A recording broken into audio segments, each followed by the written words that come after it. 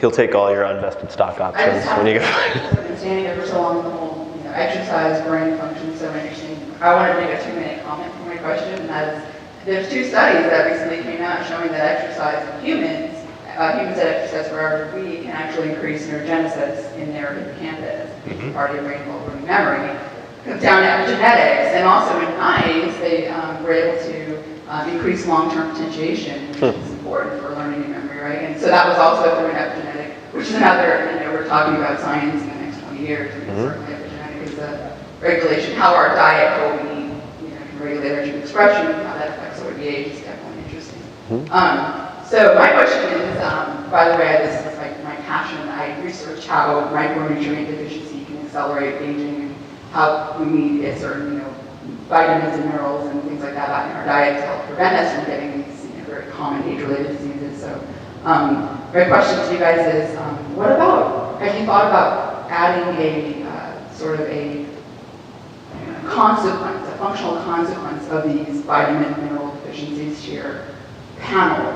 For example, like deficiencies in zinc and magnesium can cause DNA damage, and if your DNA is damaged and it doesn't get repaired, then it can cause mutations, or it can cause cell death. So you can get things like cancer, or you can lose neurons because they're dying. So have you thought about getting some sort of functional or a consequence of these deficiencies, sort of assay into your panel? What do you think about that? First of all, awesome first comments on the hippocampus, and completely agree with that. Very fascinating area of epigenetics. So as far as adding to our panels, we've got some really primitive things on it. So we have thousands of people now who have taken the test a lot of multiple times. We actually see ourselves as this movement, everybody in the room did, that we're going to become the largest disaggregated clinical trial in history that is long running, has collected trends. Every time we have tests, what are recommended get posted, and then we can actually, through law of large numbers for all the site and all the users, and then cross-correlate that back to, okay, vitamin D was recommended on the last testing cycle, and statistically we see people, we're starting to see emergent trends in this big data. So that's really exciting for us. It's also really complex. When we start to go out and find people who correlate all these markers, there's not a lot out there, so it's kind of an unscratched frontier. I'll let Justin and Tim kind of. I have no comments. This is the panel master. I think it's great. I think it's a necessary process that has to happen. When I'm looking at these markers, to the extent of my knowledge base, which needs to grow, when I look at a marker, they say it's low testosterone. Yeah, I do want to look downstream. What might be causing that? And is it zinc? Is it that? And so as much as WellnessFX can grow as a business and get more people power, and I think we do something like a NutriVal or something. Add the supplement back and see that change lower, right? Or if it's like a negative effect. Like some vitamin D right now. Absolutely. No, I mean we're doing that with homocysteine, and we're pairing that with B12 and B9 values too. And so you're right. This is just the beginning. We're doing this. I just wanted to make one quick addition to a separate question, which is about the testosterone. Just because you brought up a really important point, which is you have to either yourself or ideally with the assistance of qualified expert like an MD, look at the upstream potential causes, right? So just because you have low testosterone doesn't mean the Leydig cells in your testes aren't working. It could be, so you have the HPTA, right? So the hypothalamus stream, and this doesn't have to be complicated. In a 20-minute conversation with someone like Justin, you could get a short education in that and be perfectly comfortable enough to troubleshoot it with them. Yeah, one interesting thing I'd say that we found is, what's the most popular vitamin thing to measure in the last 3 years? D. Vitamin D, right? It's not super popular. Well, what's interesting is they have these kind of rigid cutoffs of what's good and bad. But what we found is when vitamin D is in this U-shaped curve, so if you don't get enough, your inflammation goes up, you measure the markers, and then you get enough, and it starts going down. But then if you have too much vitamin D, it actually goes up on the other side, so it's this kind of U-shaped curve. And so you think, okay, that's great, but then what happens is a lot of people just do one size fits all, and I'm not much vitamin D in myself. Well, it turns out everybody has a different set point for vitamin D. So myself, I started out at about 40 on a dehydroxy, and I drove it up to 60, and my inflammation went back up. But then I brought it back and started shooting for about a 50 level. That's perfect for me. There's other people who doesn't even move. So I would say that just kind of scratching the surface of this, which is why we love all these profiles. Yeah, let me just add something, and this is not a sales pitch for WellnessFX because I was doing this well before WellnessFX. You guys just make it a hell of a lot more convenient. If you're spending $300 to $500 a month on car insurance and this, that, and the other thing, don't be a cheap bastard and get one blood test a year. It's so stupid. Just like, to please, at the very least, I don't care if you use WellnessFX or somebody else, go to your doctor, get 3 to 4 blood tests a year. It makes all of this so much more interesting and so much more effective, both for longevity and performance. Right. And if you're not married to kind of like your employer's health plan, let's hack the medical system and all get catastrophic coverage and use the medical system for what it's good for, and get those monthly dollars and use them to your discretion. That's a great segue into my question. Actually, I really wanted to thank you for coming out and doing this. I flew over LA Awesome. this event. Awesome. Well, thanks for coming.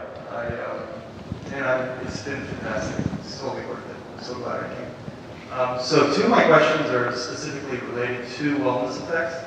My first question is, you mentioned Spectra Cell in the 4-hour body. Mm-hmm. So these are probably questions I can get answers maybe on the website, but I'd like to get it directly. The horse's mouth. What would distinguish your service with Spectra Cell? And then my second question is the difference between, I think, the basic profile and then the full profile. When I first heard about this, I just wanted to get it real quick and be within 200, so I just did the basic. But, you know, if you can sell me on the full, then I'd like to know more. So let me talk about what we're doing right now, and then where we want to take this service. First of all, I'd say we don't have a dog in the fight of which labs we get diagnostics from. And ultimately, where we want to be is more like a Costco business model, where you pay a club fee for us, maybe it's $100, right? And then you can come in and just get tested as you want. So, and we would just pass on our contractual rates. If our prices go down, then you benefit from that. So that would mean everybody can test it more than get access services. So whoever had the best price, whichever lab, you benefit from that. So Spectra Cell pricing-wise, if you compare the prices of the biomarkers they provide you and just overall cost, and just did a straight up cash, I haven't looked at them, so maybe I can respond to that and change. But they actually are far more expensive than we are for what you get. So that's number one. Secondly, they don't really provide people like Tesla to talk to you about this. So that's kind of basically it. But I could actually see Spectra Cell as a partner, because the other thing is that the reporting that all these labs have is absolutely terrible. So you spend so much time trying to decipher what you have, and can you feed other sources in there and whatnot. So we actually, when we get Taco Labs, we're not competitive with labs. We actually see this negotiating the best prices with national account pricing, passing that pricing on to our users, and then helping you connect your results with somebody who's really smart and can tell you what you need. And so you have to work with some Spectra Cell actually. Yeah, let me add one thing. So I think the easiest way to think about it, because I initially became involved with WellnessFX, first of all, because it's such a handsome CEO, so charming too. And the second reason was because I selfishly just wanted to create a product that I wanted to use. Right? And so I'm sure you've had the experience of, at least I have, like whether it's for your own taxes or accounting or for your accountant, you're like, oh God, now I have to go get my statements from Capital One, all my statements from Chase, all my statements from American Express, and like sort all this stuff, which ones are business, which ones are personal, sort it all out. I would think of WellnessFX in a way like Mint.com with an expert on the phone. So it's like you're taking all that stuff. They're not competing with any of the providers, so to speak. They're just putting it in one dashboard so it looks more like Google Analytics and less like 50 different scans of faxes and nonsense that you have to sort through. On the advanced panel, that's something that you'd have to comment on versus the basic. Yeah, exactly. But we're happy to talk to you about if you see pricing differences out there. We're happy to look at this.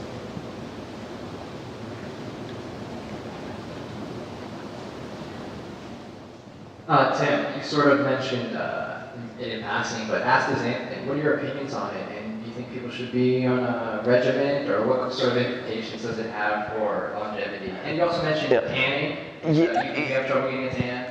Oh, I don't think. my ancestors did not like or see any need for tans, but looking for some. I would like some color without any side effects. So astaxanthin, I wasn't using it for any longevity purposes. I had heard, anecdotally, I'm sure there's very little support for this, but it didn't stop me from messing around with it a little bit, that astaxanthin can be taken to increase sun tolerance, basically. And since if I were any paler, I'd be transparent. I thought that it might be a good idea just to down some of that while I was in Mexico for a friend's bachelor party. And did it work? I don't know. Quite frankly, I don't remember much from the weekend. So I didn't end up using it past that point because I just thought it would be more prudent to moderate my sun exposure. So I apologize. I don't have a better answer than that. But that's the upshot of my use of astaxanthin. I am still fascinated by it. I actually used it for like a month when I was in Peru, and I was doing about 12 milligrams a day. Okay. I actually did notice. You did notice an effect. I was just out in the sun a lot. Yeah. I usually don't tan at all. So Yeah. the fact that I was getting any color, I mean, like. Cool. Okay, no, I mean, I read up on it enough to get very interested in astaxanthin. I also have genetically and hereditarily a propensity towards melanoma, so I'm like, walking that fine line personally, but still on the search for the ultimate tan that doesn't involve any spray-on colors. Yeah. Sort of jumping back to the disaggregated study, creating correlations. I use Google spreadsheets to track all the vitamins that I take and what are the effects. And does potassium gluconate work better from taking chelated magnesium or magnesium oxide? But I'm still just an N of 1. And we also, if we could put that into WellnessFX as well, look a little bit more specifics on our diet rather than just I'm vegetarian, but like if you slow down and here's what I eat. So that you can go across the thousands of numbers and say, okay, here's some correlations. Have you guys thought of that, looked at that?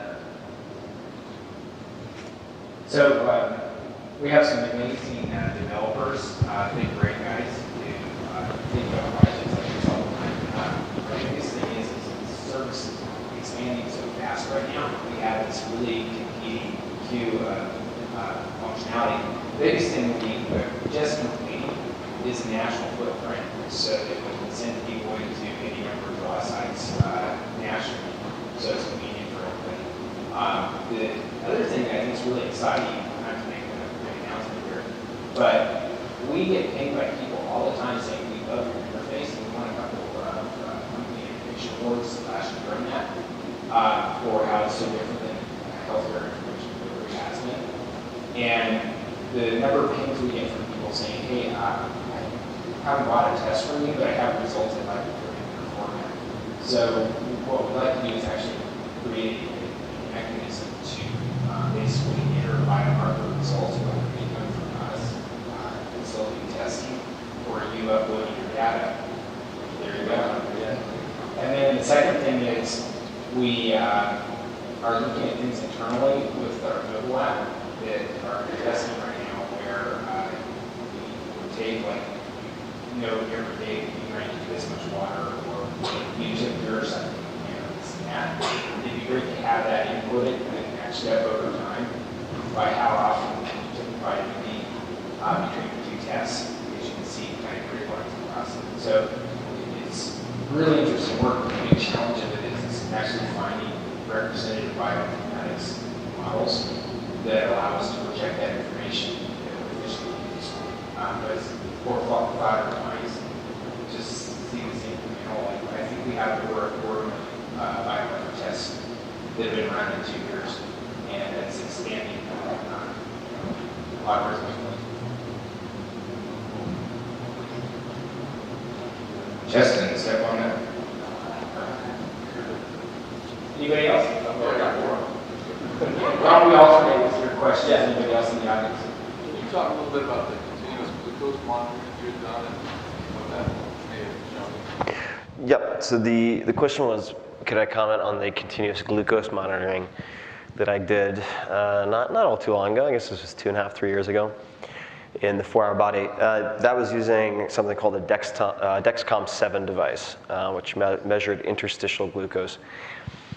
I found it useful on a few levels. So the first was it forced me to log all of my food and beverage intake, and that in and of itself created a certain awareness of patterns that despite following them every day or every week, I hadn't been aware of. Secondarily, there were a number of takeaways that I took from that, including experimenting with meals by, let's say, pre-meal vinegar or pre-meal lemon juice, or any number of additives like cinnamon, for instance, and then Saigon cinnamon versus, let's say, what people would think of as cassia, et cetera. The easiest actionable item that I took away were those additives that I could use to minimize the glucose response to a meal, even if it's, let's say, a binge meal. So I know I'm going to have a cheat meal, but I don't want to have all the excess calories end up right here. Then, aside from the damage control techniques and like air squats and all that crap for GLU-4 and the glucose transporters, you can use something like cinnamon or citrus in some cases. Aside from that, I found the timing of nutrients really fascinating. So in my particular case, and this varies from person to person, but it was very consistent for me, is that my post-workout shake, for instance, my post-workout protein shake, maybe there was some type of carbohydrate, like a modified starch or something else in that, really wasn't hitting peak levels in my bloodstream until, let's say, an hour later. And looking at the sort of ideal window of, say, insulin sensitivity post-workout, I was just missing the boat. I was mistiming things. So I concluded that, or I hypothesized that I might get better results if I had my post-workout shake pre-workout, because my workout's only about a half hour, 45 minutes long to start with. And so I began experimenting with shakes, which I found made me want to vomit quite frequently. So I then defaulted to looking at some research that seemed to indicate that pre-workout branched chain amino acids would have an effect on accelerating recovery, among other things. And it did for me. And we're talking about a very minimal amount, 8 to 15 grams of branched chain amino acids pre, and then I would take some during the workout. So it was taking pretty much all of what I thought I should be intaking based on all the magazines and training articles and whatnot that I read, and phase shifting all of it an hour earlier. And I've actually used that also for late evening workouts, where I might do some equivalent of carb backloading. So I'll let you guys Google it, but carb backloading is a fairly new, pretty fascinating approach to loading carbohydrates at night post-workout. But I would actually, in some cases, ingest a fairly high load of carbohydrates, say brown rice or something like that, pre-workout, and then 45 minutes to an hour later, trying to time it with my maximum pain threshold, which is based on your waking hour oftentimes. There's a sidebar in the 4-Hour Body about that. Then to have my workout, and I found I got far superior results and far, 10, 20% more gains workout on workout than I would otherwise by just that one phase shift, which was pretty rad because it's so simple to do. So that was one of the big things I took away. Mm-hmm.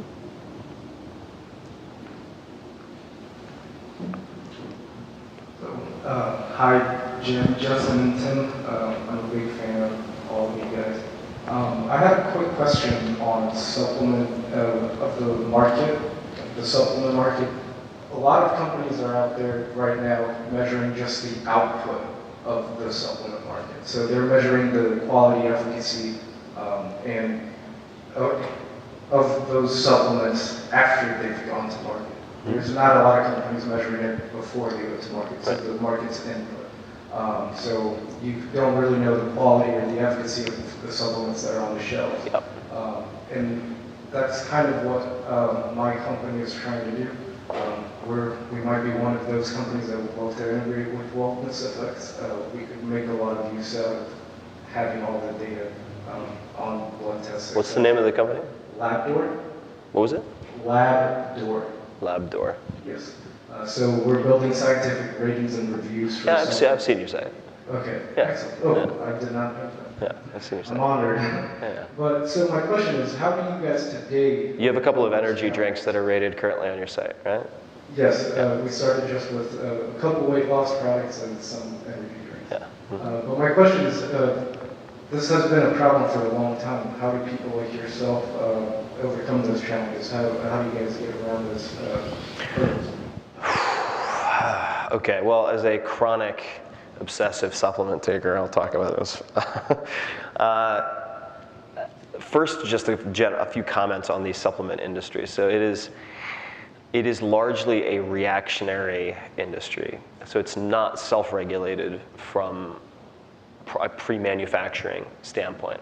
If there are major reported health problems or deceptive advertising claims, then the FDA or FTC will step in and intervene. Otherwise, you can pretty much put whatever the hell you want in any format you want and sell it. So it is an industry that has a bad reputation, more broadly speaking, sort of the natural health product spaces for very good reasons, because there's a lot of misbehavior involved.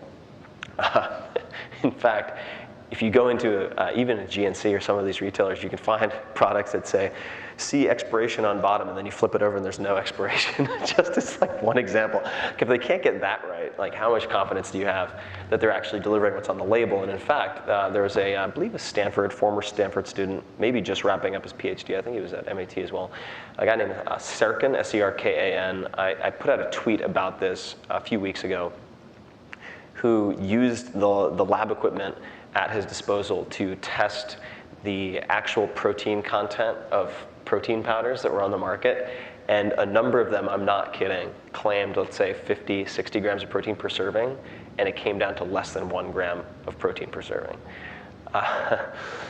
So the way that you contend with that, from my standpoint, is trying to find companies, and even this can be fudged, and I would say supplement companies, and this is speaking as someone who used to own a sports nutrition company. I didn't do this, but they'll fudge assays as well, or they'll run, and by the way, a lot of biotech companies do the same thing. They'll run 10 sponsored clinical trials, or what they call clinical trials, and then they'll discard the 9 that didn't work, and they'll take the one that did work by pure chance, right? So even if you have that type of data, it can be misleading, but I'll look for assays. I'll look for independently verified assays of products that show that at the very least, leaving aside the question of whether the ingredients do what they purport to do, that what they claim is contained in the product is at least contained in the product. And then lastly, I rely on,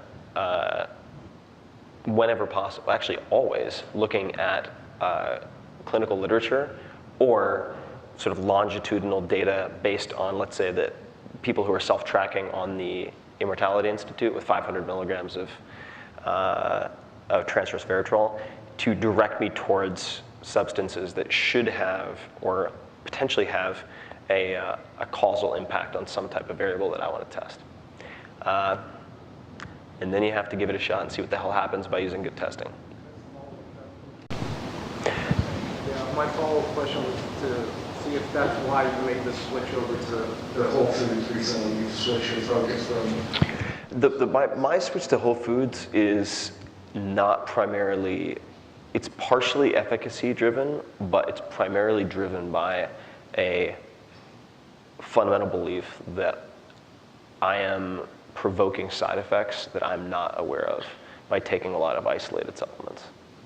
It's like distorting your muscular routine in a way. Yeah, I mean, it would be like, I'm not going to eat I'm not going to eat whole food proteins anymore. I'm just going to eat L-lysine. Like, ooh, I'm not sure that's a good idea, you know.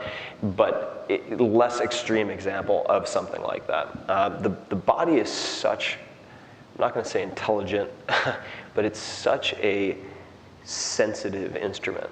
And it's such an effective instrument because of many different feedback mechanisms. So if you start taking too much of something, the body compensates. The body hates waste, right? So that if you begin to take something, I'll give an example, something I was researching yesterday and today. So when I was in Indonesia, I was in Indonesia for 4 weeks recently. And there are a number of traditional aphrodisiacs that are on the market. And I became very interested in one of them. It's called something bumi, literally called earth shaker, very subtle,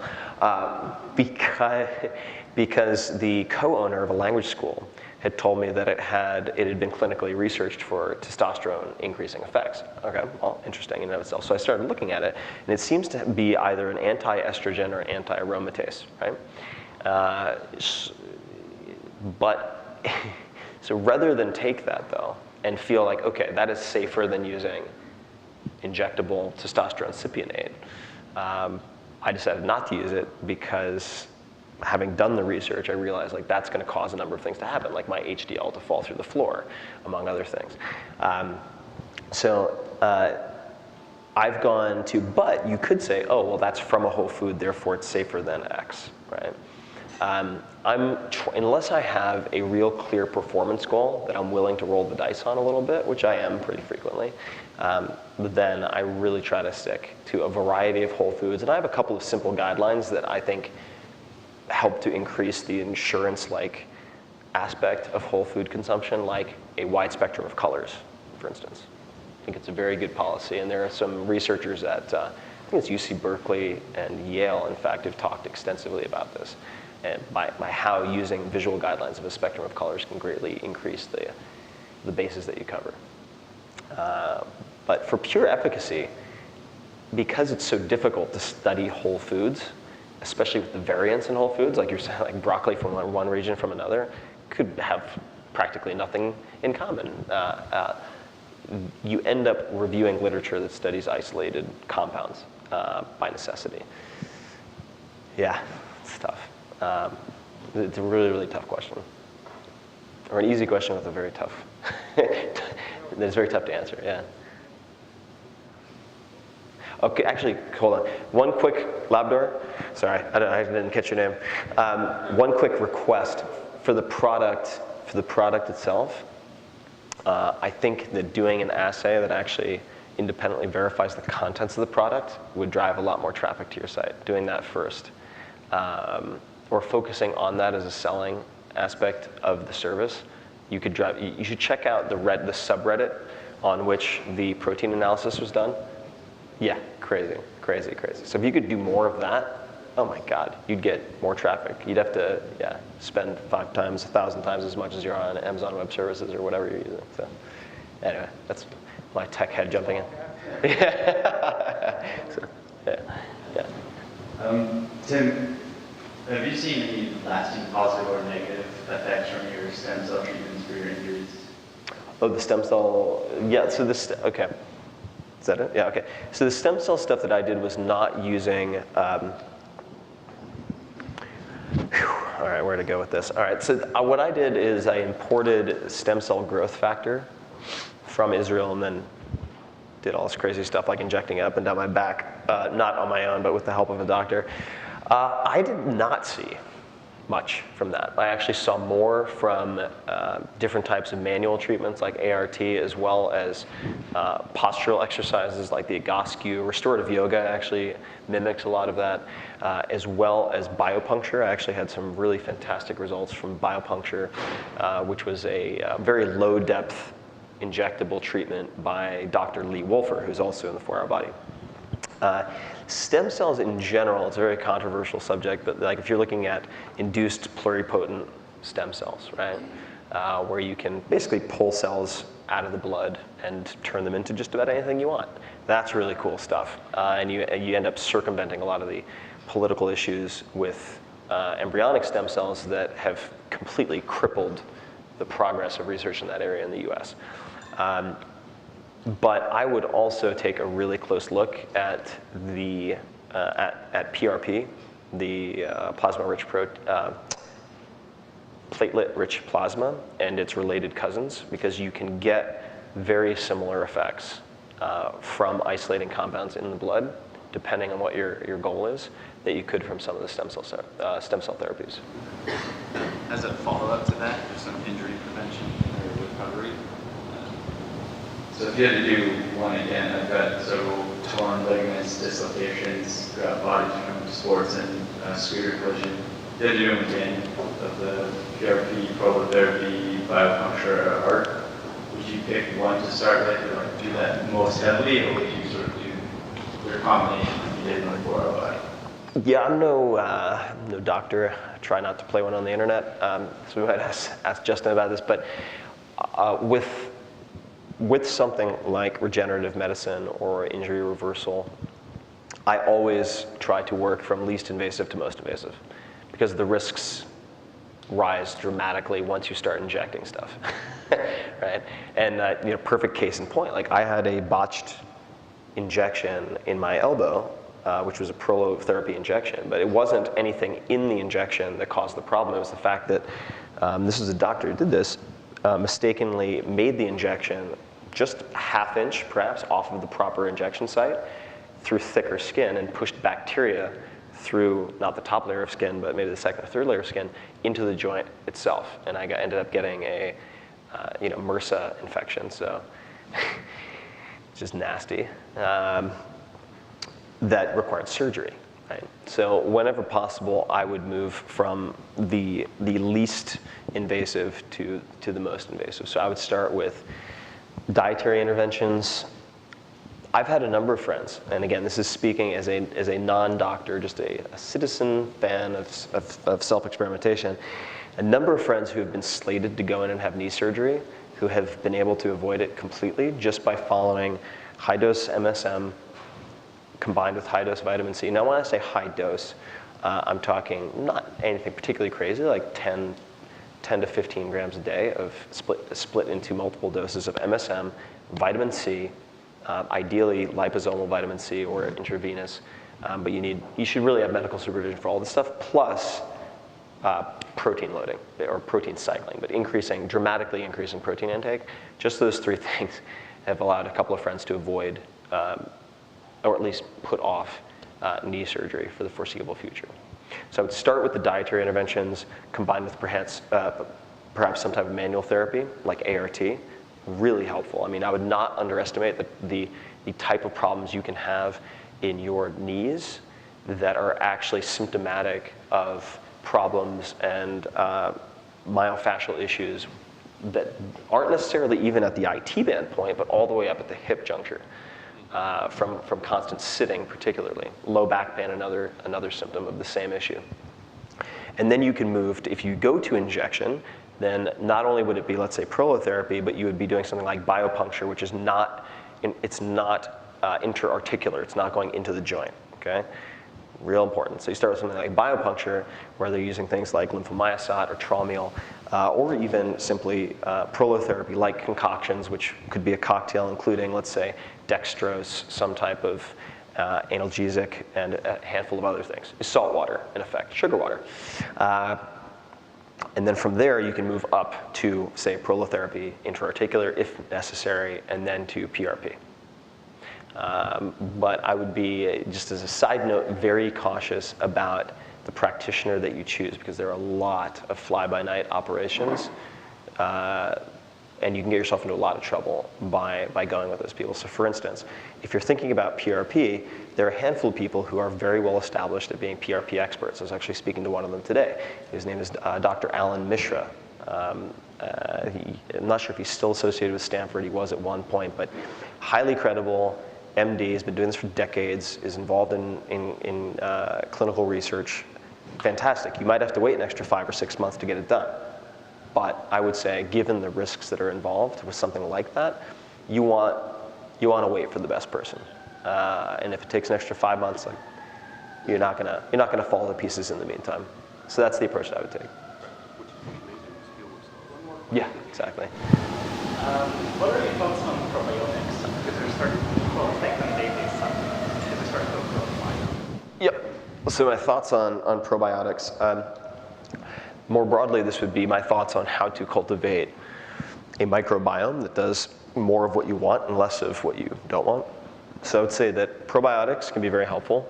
Prebiotics, I think inulin would be one example of that, also can be very helpful. So precursors to the bacteria as opposed to ingesting live cultures, and you can certainly do both, very helpful. I'm also a huge fan of fermented foods. So trying to ingest whole foods that facilitate the growth of bacteria that are beneficial. I'm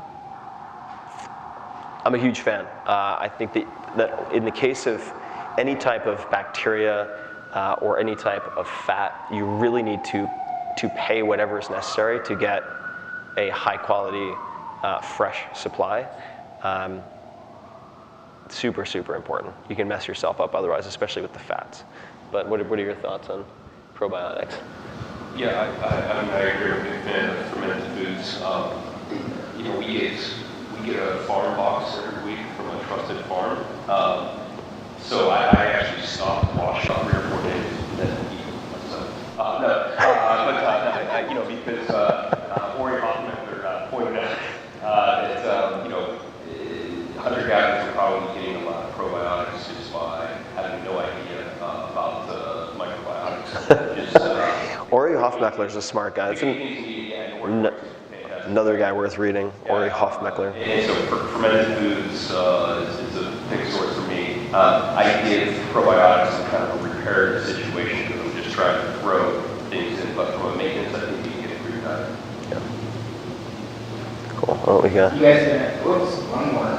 Just 2 short things. One, wondering the likelihood of a 4-hour tomorrow. Okay.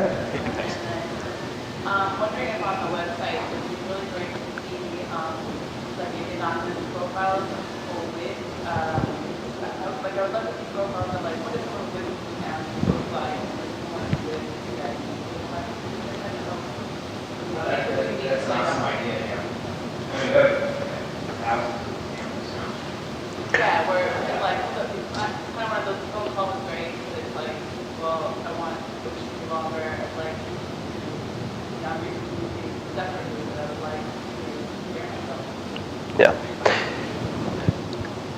That's great. So on the question was, what about what are the chances of a 4-hour musician? So there are a few things. The first I would say is that there's actually a blog post that went up on just 4hourblog.com a few months ago called 80-20 Guitar. And so that would be a good starting point. Okay, great. And for those of you who haven't seen the Axis of Awesome on YouTube, they play pretty much every popular or like top 40, top 10 probably song you've ever heard with 4 or 5 chords on the guitar, which is really awesome. Beyond that, I would need to rely on a musician to write such a thing. I am not a musician at this point. Very fond of 5-piece drum kits. I'm very fond of Irish flute, of all things. But at this point, haven't become competent enough to feel like I can give people advice on music. Although I would say this much, that learning to play music, learning to program in new computer languages, and learning natural languages are a lot more similar than people think. So you can take teaching approaches or learning approaches from one of the 3 and oftentimes transplant them to the other 2, which is quite cool. So in the meantime, until I get around to it or someone else does, I would highly recommend looking at those 2 areas as well. It's a good book called I think it's called The Passionate Programmer by Chad Fowler that's worth reading even if you're not a programmer, which I'm not. Yeah. Cool. So we've got 2 awesome guests here, and I'm really excited to come stay with them. Thank you very much.